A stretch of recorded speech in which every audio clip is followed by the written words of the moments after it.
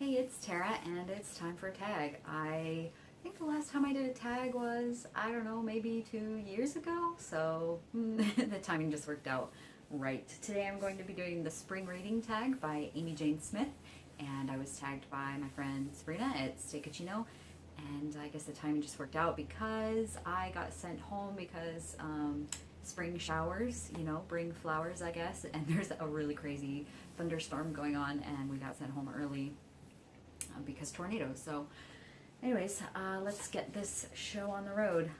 Question number one is, what books are you most excited to read over the next few months? I feel like there's a new release that I was kind of excited about, but I can't remember what it is. So instead, I will say the book I think that I am most excited about reading over the next few months is Random Acts of Senseless Violence by Jack Womack. It's supposed to be awesome, and I'm stoked. Question two, what book makes you think of spring? What book most makes you think of spring for whatever reason? I can't think of one particular book that makes me think of spring, but generally, like any romance novel that has like sunny kitchens and maybe some cooking and possibly some cowboys. That's what makes me think of spring, so I don't know. Number three, the days are getting longer. What's the longest book you've read? The longest book I've ever read was Swan Song by Robert McCammon, which was 956 pages long, or at least that's the longest book I've read in the last, 6 years. Six? What year is it? 2017? Yeah, in the last 6 years. And I hated it. I wouldn't recommend it to anybody. The longest book I've read this year so far is To Say Nothing of the Dog by Connie Willis, coming in at 493 pages, but I'm pretty sure that Orbital Cloud is going to blow that out of the water. I should finish it in the next couple of days, and it's 520 pages, which is not as long as I thought it was going to be, but this type is very tiny, so tiny. So really it should be longer. So yes.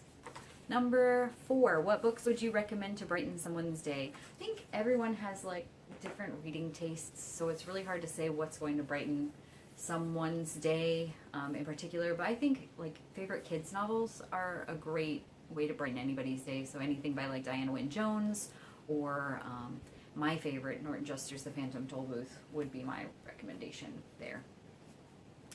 Number six, spring is also a time of growth. How has your reading... Nope, I just skipped five. Spring brings new life in nature. Think of a book that doesn't exist but you wish did. I'm going to be a little bit boring and just say that I really wish that Orphan's Tales number 3 by Catherine M. Valente existed, because I loved Orphan's Tales 1 and 2 so much, and she's basically said that she intended to write a 3 and a 4, but it's on indefinite hiatus, and she doesn't anticipate ever writing them. So I am really, really sad about that. So I wish that book 3, of course, existed, and 4 as well, but more immediately book 3. All right, now question 6. Spring is also a time of growth. How has your reading changed over the years? This is a very complex question. When I was growing up, I read a ton of fantasy, like a ton of fantasy, and that's basically all I read growing up. I loved anything Egyptian. I read some like history and stuff like that, but not so much. And then as I got older, I started reading more history and more science fiction, and now I read mostly science fiction, but I think I've started just reading whatever catches my fancy, and I go through fits and phases where I want to be more critical about how I read and, pay more attention, but I don't know, I think it really changes depending on what you need at the moment. Right now I'm going through some pretty stressful things, and so I want to read things that are easy and not so much history or things that can be necessarily depressing. So I guess that's my final non-answer. Question 7. We're a couple months into the... Wait, what did I... Okay, number 7. We're a couple months into the new year. How's your reading going? Fine.